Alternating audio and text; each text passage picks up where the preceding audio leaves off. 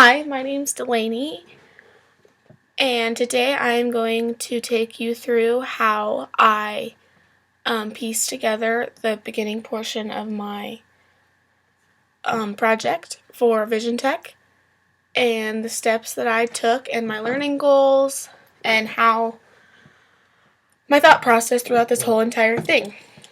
Um, so, the name of my project is Forgotten Voices. Description of this project. Well, my plan was to make a documentary to bring to our contest in the spring, and this was a pretty big project, and I knew that I couldn't get it done in the amount of time that we were given for this project. So going into that, I knew this. But my idea for this project was to interview different people at Bethany Home, our local nursing home, and then compile these stories I have of these elderly people into a documentary and tell something special throughout this documentary. I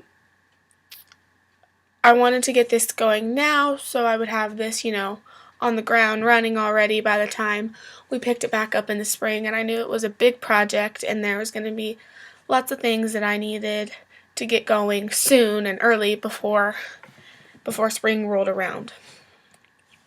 My end result was I just wanted it to be, have some film going, build some relationships with some people so I could, start to film, start to piece this thing slowly together. There was other things that I knew that I needed to accomplish before I started filming, like, I had to contact different people. I had to get them used to this idea and show them why I thought this was important to do. The technology I used a DSLR camera that was given to us at this at Vision Tech, at this technology course I take. I had to make sure, all the batteries were charged, ready to go prior to filming. I needed to, this needed to run smoothly. And for it to run smoothly, I needed to come prepared. Bethany Home, this nursing home that I was filming at, it's pretty dark. It doesn't have a ton of light in it. So I needed to bring some additional lights in to, help make the scenes a little brighter and come to life a little bit better.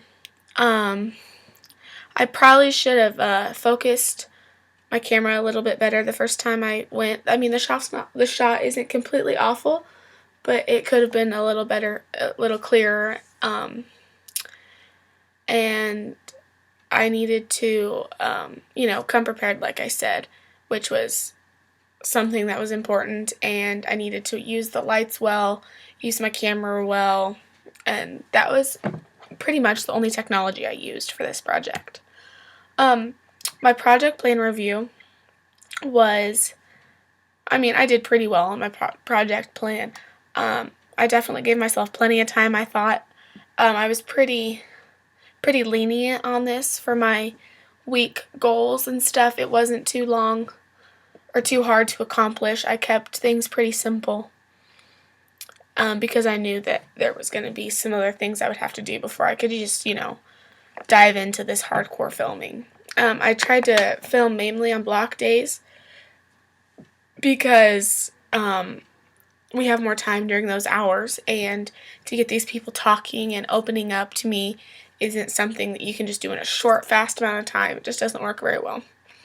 And I had to account for, bumps in the road. Like one day I was planning on filming and, I just didn't get any film done. I had to go talk to people in legal, and they had to explain different rules to me. I had to sign a whole bunch of papers, and, lots of stuff that I didn't see coming came, and I felt like I accounted for that pretty well before I was planning this project, which definitely made success more easy for me. So I'm going to show you, this is what I've got so far. It's not a ton or anything, but I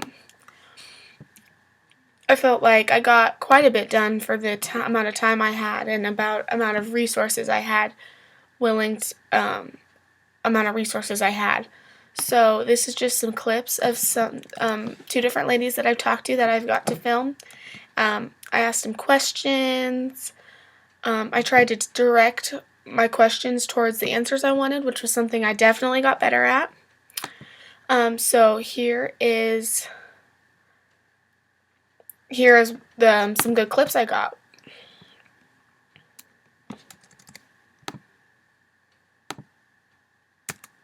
Yes, my favorite memory was when I realized that I was in love with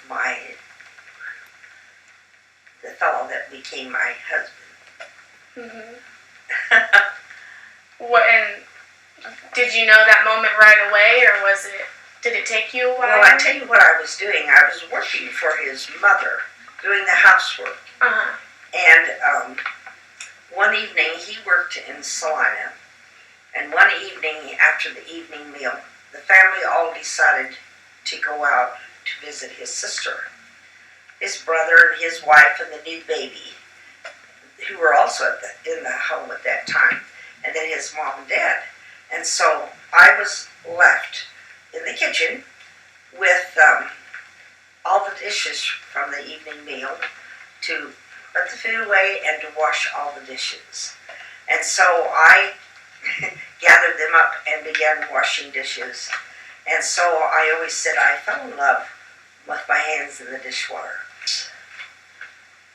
That when I might say I lost my parents at the age of 3, but that God has a plan for our lives, and He fulfills that plan, maybe in ways that we never dreamed of. In finding me a good home with foster parents, good Christian foster parents, who brought me up to fear God, to love Jesus, and to, well, I guess the verse that says, in all your ways acknowledge Him and He will direct your paths. And so I found that to be very true. If you ask God for wisdom and guidance, He gives it to you. And sometimes in ways that you don't really realize. Jesus said, if you don't forgive others, God cannot forgive you. And we pray that in the Lord's Prayer. Forgive us our debts as we forgive our trespasses. We forgive those who trespass against us. Well, there were hard times in my life that I felt like, and not because of anybody was trying to do harm or injury to me, but it was just a something that happened that nobody had any control over. We didn't know how to handle it, and so I lived very close to my in-laws. My mother-in-law was crippled with arthritis, and my father-in-law, as we realize now, he became ill with Alzheimer's.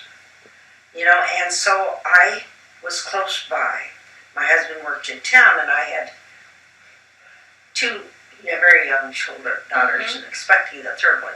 And yet they wanted me to, check on them and go over there, and I was not able to handle that very well.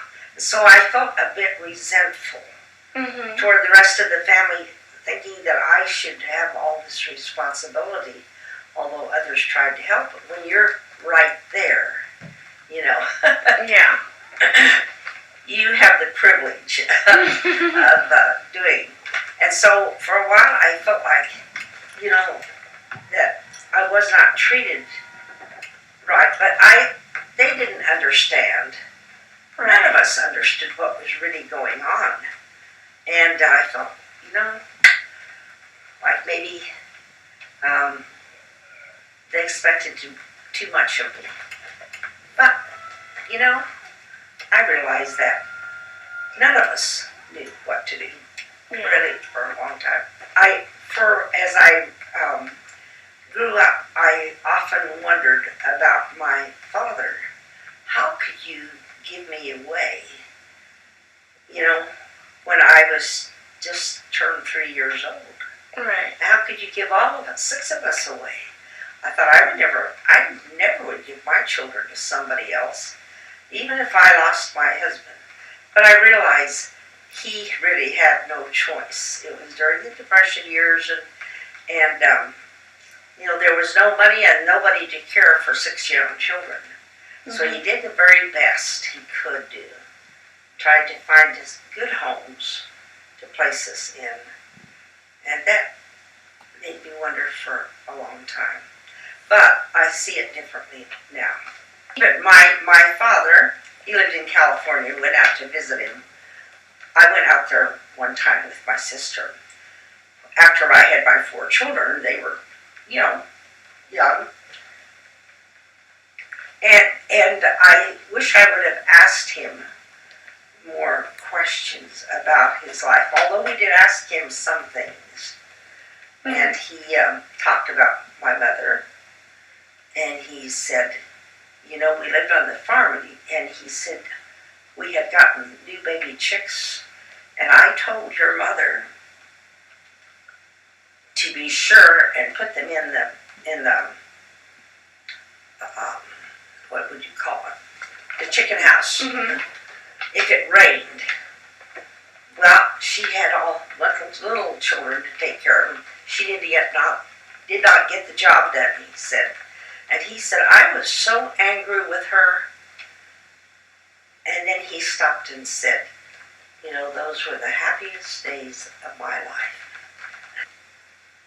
My favorite memory. That time.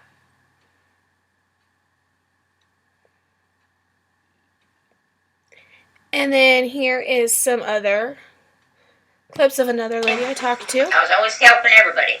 I worked in a nursing home. Mm-hmm.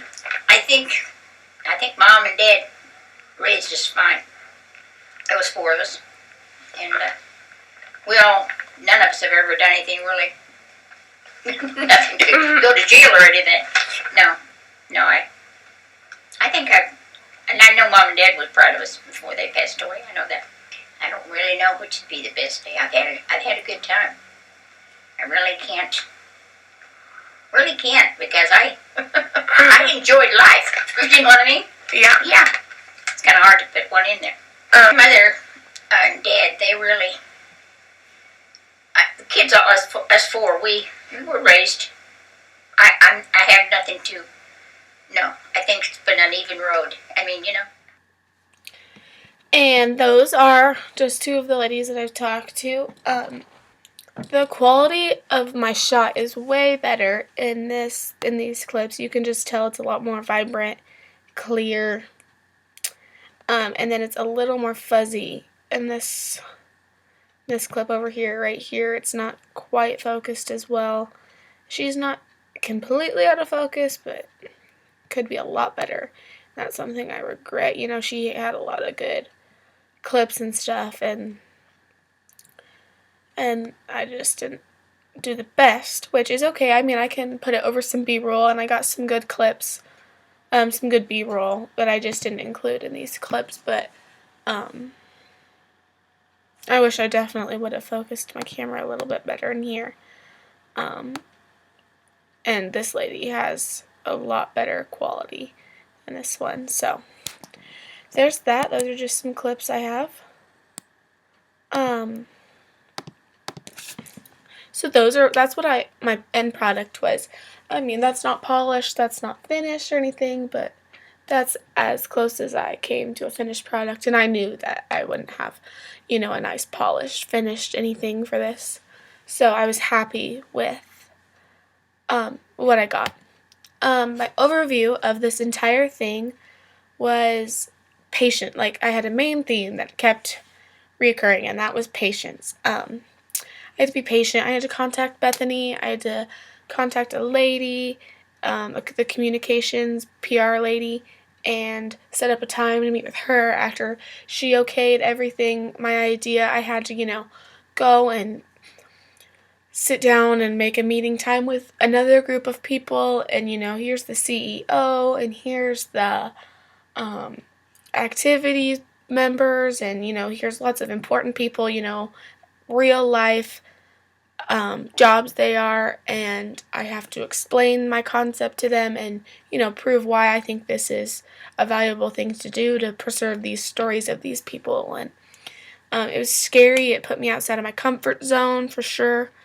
Um, you know, it was a real life project for me. It wasn't just a school project. I was put in a real business kind of, and I had to do something and, take it seriously, and, they had to trust me with these people, and I definitely was put outside my comfort zone, and I had to be patient with all these steps and hurdles I had to jump over, and so there was definitely things that put me outside of my comfort zone, and I had to be patient and wait, and, I think I learned a lot from just that aspect of this project.